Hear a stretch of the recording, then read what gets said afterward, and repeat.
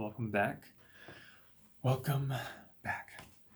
This is, I hope, going to be a cool video. I don't know how long this is going to be. I'm winging it, but I like the topic. Again, looking at Psychology Today's most recent issue, the December. When I went to their website, I think it actually said November-December issue, even though the actual paper here says December. Regardless, really interesting article on ambivalence. It's titled The Roots of Ambivalence by Valerie Huber. And this is a really important topic, and I think it connects with everyone without question. And it covers two primary things: ambivalence, of course, and these are short articles, so these are not deep dives, but it covers ambivalence as well as motivational interviewing, which is, I would argue, a theory. Some people might say an intervention, but it is a direct approach to psychotherapy. This is the book. It's an older version. There are newer ones than this. And there's my ring light making its appearance on there. But this book, as well as other resources, but this is going to be the main thing. If you get it, get a newer one. But those are the two main topics of this article. And it's important, and I believe in both the motivational interviewing side of things and the need to address ambivalence, because it's one of those things that, if mistreated and misunderstood internally, will breed shame and other emotional issues that we don't need to have. It creates more hurdles when we throw a bunch of should statements on top of our behavior when we're misunderstanding our ambivalence. And these videos right now are meant to be very short. It's not a deep dive into this, but understanding that ambivalence is going to be more complicated. Why we do and don't do things, it can be maybe simple as explanations go at times, but when you dive into it can be more complicated. And that's not the full point of this video, just more to reflect on the article and for me to give some thoughts on what I'm reading and what I'm understanding, and just my thoughts on the topic overall.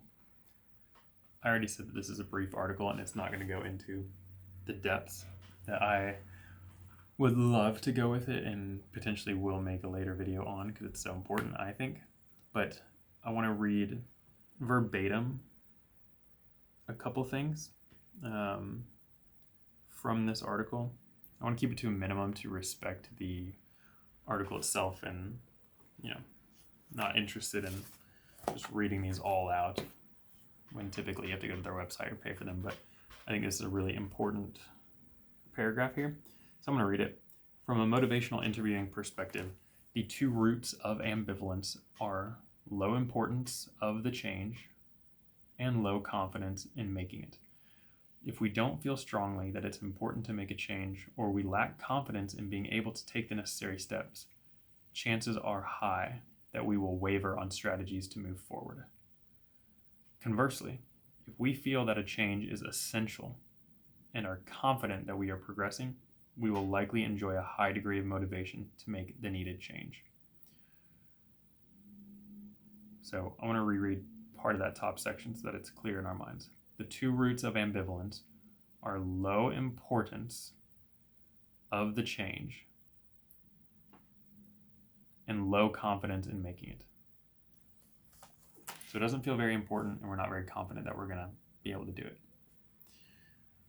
She does mention we will likely enjoy a high degree of motivation if these are there.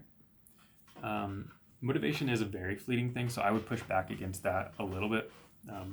The idea of staying always motivated is a very risky and dangerous thing to promote to clients. I think people can often get to a place of higher motivation and higher joy than they think they can, but there will just be days where things are difficult to do, so I want to acknowledge that. But I do think this is fantastic, and that paragraph alone is a big enough thing to make this article completely worth it, regardless of the rest of the paragraphs, which are also helpful. She goes on to list a couple example questions that you might ask in motivational interviewing to get an idea of people and where they're at. But at the end of the day, it is an approach that can be useful to people. And if you are interested in it, I'm not going to say it's like light reading, but picking this up, motivational interviewing, or with how well the internet is now, you can just look up other videos on YouTube. And again, I might do one on this in the future, not in the near future though, and look up some stuff on your search engine and look into it a little bit more. It's a unique approach. I'm spacing on it right now, but I believe it is a more evidence-backed approach. Not every therapeutic intervention or therapeutic approach in theory is what we would consider evidence-based. There's usually research on most of the official ones and more well-known ones, but there's only a handful that are really backed by research, and motivational interviewing, I believe, has more of that. Don't quote me on that, but it definitely has more than a lot of theories does, to say the least. So just think about that. If you're feeling ambivalent towards something, is there a view that the change isn't necessary? And is there a view that you're not going to be able to do it? So, think about wanting to stop drinking. Do you actually believe that's going to be helpful for you? If you don't think so, you're not going to want to do it as much. You're going to think, I'm fine to continue. If you actually attempt to stop, do you think you'll be able to do it? Like, is it possible? And if you don't think you can maintain the change, you're probably not going to start either. Because why change it when you know you're going to fail, or when you don't think it's actually that helpful? Why change your life? You have to believe it's going to be a helpful change, and you have to believe that you can do it.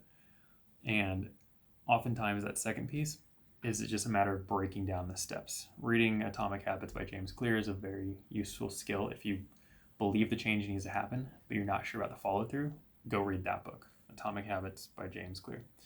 That will get you there. If you're not sure if a change needs to happen, then you need to investigate that more and really take a look at yourself and say, is this a change I need to make? Because the ambivalence will tire you out.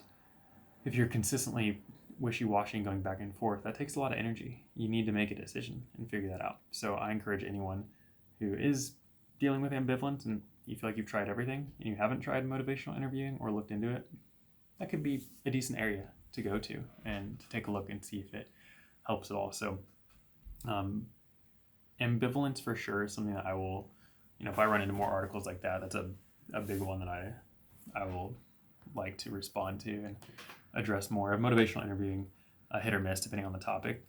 I think it's useful, but might not always spark my interest in a conversational point, but ambivalence absolutely will. I could talk for hours on that. So just something to think about, and yeah, thanks for joining the video. See ya.